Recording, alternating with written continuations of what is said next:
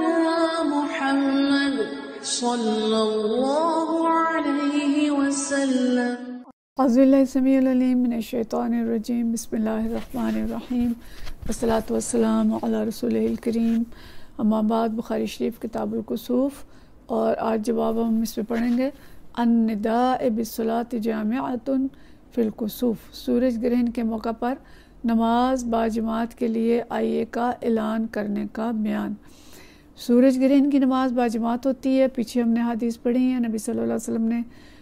باجماعت نماز پڑھائی، لیکن اس نماز کے لیے اذان نہیں ہے۔ جیسے عید کی نماز کی بھی اذان نہیں ہے، اس کا اعلان ہوتا ہے، اسی طرح سے اس کے لیے بھی اذان نہیں ہے بلکہ اعلان ہوتا ہے۔ اب جس نوعیت سے بھی کریں تو ظاہر آج کل تو لاؤڈ اسپیکر ہیں، اس میں اعلان کر دیا جاتا ہے، تو اس وقت بھی اعلان کیا جاتا تھا، چاہے چھت پہ چڑھ کے یا جیسے بھی،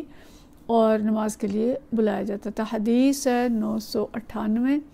اور یہ حدیث حضرت عبداللہ بن عمر سے روایت ہے۔ عن عبداللہ بن عمر رضی اللہ تعالیٰ عنہ قال، فرماتے ہیں لما کسفت الشمس علی عہد رسول اللہ صلی اللہ علیہ وسلم، نبی صلی اللہ علیہ وسلم کے دور میں جب سورج کو گرہن لگا، نودیہ ان الصلاۃ جامعۃ، تو آواز دی گئی کہ اے لوگو آؤ مسجد کی طرف، کسوف کی وجہ سے نماز باجماعت ہو رہی ہے۔ یعنی صلاۃ الکسوف، صلاۃ الکسوف بالجماع ہے، جماعت کے ساتھ ہے، اور اس کے لیے اذان نہیں ہے۔ البتہ یہ کہتے ہیں علماء کہ جو چاند گرہن کی نماز ہے وہ انفرادی ہے، وہ باجماعت نہیں ہوتی۔ اگلا باب ہم پڑھیں گے خطبۃ الامام فی الکسوف، کہ سورج گرہن کے موقع پر امام کے خطبہ دینے کا بیان۔ وقالت عائشہ و اسماء، عائشہ رضی اللہ تعالیٰ عنہا اور اسماء بیان کرتی ہیں، یخطب النبی صلی اللہ علیہ وسلم، نبی صلی اللہ علیہ وسلم نے نماز کے بعد خطبہ دیا۔ تو لیکن حنفیہ کہتے ہیں کہ یہ صرف نبی صلی اللہ علیہ وسلم نے بیان فرمایا تھا، کوئی جو سنت ہے وہ نہیں ہے خطبہ دینے کی، لیکن بہرحال ہم جتنی پڑھ رہے ہیں اس کے اندر یہ ہے کہ خطبہ جو ہے آپ صلی اللہ علیہ وسلم نے دیا، چاہے مختصر دیا چاہے زیادہ دیا، یا اس کی کوئی بھی وجہ تھی، کچھ نہ کچھ آپ صلی اللہ علیہ وسلم نے خطاب جو ہے وہ فرمایا۔ حدیث ہے 999، اور یہ حدیث جو ہے حضرت عائشہ رضی اللہ تعالیٰ عنہا سے ہے۔ عن عائشہ زوج النبی صلی اللہ علیہ وسلم قالت، فرماتی ہیں خسفت الشمس فی حیات النبی صلی اللہ علیہ وسلم، نبی صلی اللہ علیہ وسلم کی زندگی میں سورج کو گرہن لگا، فخرج الی المسجد، تو آپ صلی اللہ علیہ وسلم مسجد کی طرف آئے، نکلے، فصف الناس وراءہ، اور لوگوں نے آپ کے پیچھے صفیں بنائیں، فکبرا، تکبیر کہی گی، فاقترأ رسول اللہ صلی اللہ علیہ وسلم قراءۃ طویلۃ، نبی صلی اللہ علیہ وسلم نے قرات کی، لمبی قرات کی، ثم کبرا، پھر تکبیر کہی، فرکع، پھر رکوع کیا، رکوعا طویلا، لمبا رکوع کیا، ثم قال، پھر فرمایا سمع اللہ لمن حمدہ، سمع اللہ لمن حمدہ فرمایا،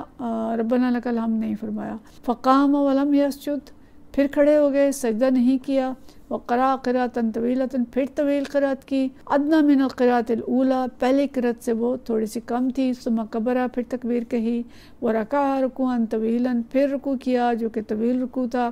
وہو ادنی من الرکوع الاول، اور پہلے رکوع سے قدر کم تھا، ثم قال، پھر فرمایا سمع اللہ لمن حمدہ ربنا ولک الحمد، یہاں پہ آپ نے پھر سمع اللہ لمن حمدہ کے بعد ربنا ولک الحمد فرمایا، ثم سجدہ، پھر سجدہ کیا، ثم قال، پھر فرمایا فی رکعت الآخرۃ مثل ذلک، تو فرماتی ہیں پھر اس کے بعد دوسری رکعت بھی اسی طرح سے پڑھی، فاستکمل 4 رکعات فی 4 سجدات، تو آپ صلی اللہ علیہ وسلم نے 4 رکوع کیے اور 4 سجدے کیے، یعنی 2 رکعتوں کے اندر 4 رکوع اور 4 سجدے کیے۔ وانجلت الشمس قبل ان ينصرف، آپ صلی اللہ علیہ وسلم کے سلام پھیرنے سے پہلے سورج روشن ہو گیا، ثم قام، پھر کھڑے ہوئے، فاثنى علی اللہ، اللہ کی تعریف کی، بما هو اہلہ، جتنا اللہ تعالیٰ اس کا اہل ہے، یعنی خوب تعریف کی اللہ کی، ثم قال، پھر فرمایا ہما آیاتان من آیات اللہ، یہ اللہ کے نشانیوں میں سے 2 نشانیاں ہیں، لا یخسفان لموت احد ولا لحیاتہ، کسی کی موت یا کسی کی زندگی سے ان کو گرہن نہیں لگتا، فاذا رأیتموہما، جب تم یہ دیکھو، فافزعوا الی الصلاۃ، جب تم یہ دیکھو تو تم نماز کی طرف لپکو، نماز کی طرف پناہ لے لو۔ وکانا یحدث، کثیر بن عباس اور عبداللہ بن عباس، کانا یحدث یوم خسفت الشمس بمثل حدیث عروۃ عن عائشہ، اور یہ کہتے ہیں کہ کثیر بن عباس بیان کرتے ہیں کہ جس طرح حضرت عائشہ نے روایت کی کہ ایک رکعت میں 2 رکوع ہیں، تو ابن عباس رضی اللہ تعالیٰ عنہ نے بھی اسی طرح کی اسی قسم کی روایت کی۔ فقلت لعروہ، یونس کہتے ہیں کہ میں نے عروہ بن زبیر سے کہا ان اخاک یوم خسفت بالمدینہ، کہ آپ کے بھائی یعنی عبداللہ بن زبیر نے جب مدینہ منورہ میں سورج کو گرہن لگ گیا، لم یزد علی رکعتین مثل الصبح، تو انہوں نے 2 رکعتوں پہ اضافہ نہیں کیا، یعنی ویسے ہی پڑھائیں جیسے صبح کی نماز تھی، یعنی ہر رکعت میں 2 رکوع نہیں کیے تھے، فجر کی نماز کی طرح بس 2 رکعتیں پڑھائی تھیں۔ قال اجل لانہ اختص السنہ، تو وہ کہتے ہیں کہ ہاں مجھے معلوم ہے میرے بھائی عبداللہ بن زبیر نے صرف 2 رکعتیں پڑھائی تھیں اور 1 رکعت میں 1 ہی رکوع کیا تھا، یہ یعنی اضافہ ہے، لیکن انہوں نے نبی صلی اللہ علیہ وسلم کی سنت کے طریقہ میں غلطی کی، یعنی ان کا خیال یہ تھا کہ انہیں بھی 2 رکوع کرنے چاہیے تھے، لیکن انہوں نے 1 رکوع کے ساتھ یہ نماز پڑھائی، تو گویا انہوں نے نبی صلی اللہ علیہ وسلم کی سنت جو ہے وہ چھوڑ دی۔ اچھا، اب یہ صحابہ کرام جان بوجھ کے نبی کریم صلی اللہ علیہ وسلم کی سنت نہیں چھوڑا کرتے تھے، ہو سکتا ہے کہ حضرت عبداللہ بن زبیر نے نبی صلی اللہ علیہ وسلم کے ساتھ یہ نماز نہ پڑھی ہو اور انہیں یہ معلوم نہ ہو، یا ان کے ذہن میں کوئی اور بات ہو، تو صحابہ کرام ایسا نہیں کرتے تھے کہ وہ جان بوجھ کے چھوڑ دیں، ان کے پاس کوئی اس کی دلیل ہوگی جس کی وجہ سے انہوں نے اس کو نہیں پڑھا، تو یہ ان کا اجتہاد ہوگا کہ 1 رکعت میں 1 رکوع ہے۔ اور ہمارے ہاں بھی جو فقہ حنفی ہے اس کے ہاں سنت کے مطابق یہی ہے کہ 1 رکعت میں 1 ہی رکوع کیا جائے، اور لیکن باقی ہم پڑھ رہے ہیں کہ ہر رکعت میں 2 یا زیادہ رکوع ہیں، تو یہ کہتے ہیں حنفیہ کہتے ہیں کہ نبی کریم صلی اللہ علیہ وسلم جھک جاتے تھے بار بار، اس کو وہ رکوع نہیں کہتے، وہ کہتے ہیں کہ جھک جاتے تھے، دیر تک جھک کے اللہ سے گریزاری کرتے تھے اور پھر کھڑے ہو جاتے تھے، اور باقی لوگ اس کو رکوع کہتے ہیں۔ تو بہرحال دونوں چیزیں ممکن ہیں، امام کرام کی جو اختلافات ہیں وہ دلائل کے اوپر مبنی ہوتے ہیں،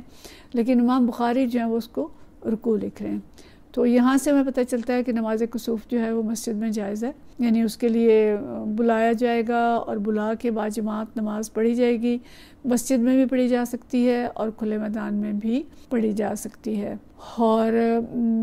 شرعاً جو ہے اس طرح کے امور میں جلدی کرنی چاہیے، اور جیسے ہی پتہ چلے کہ سورج گرہن ہے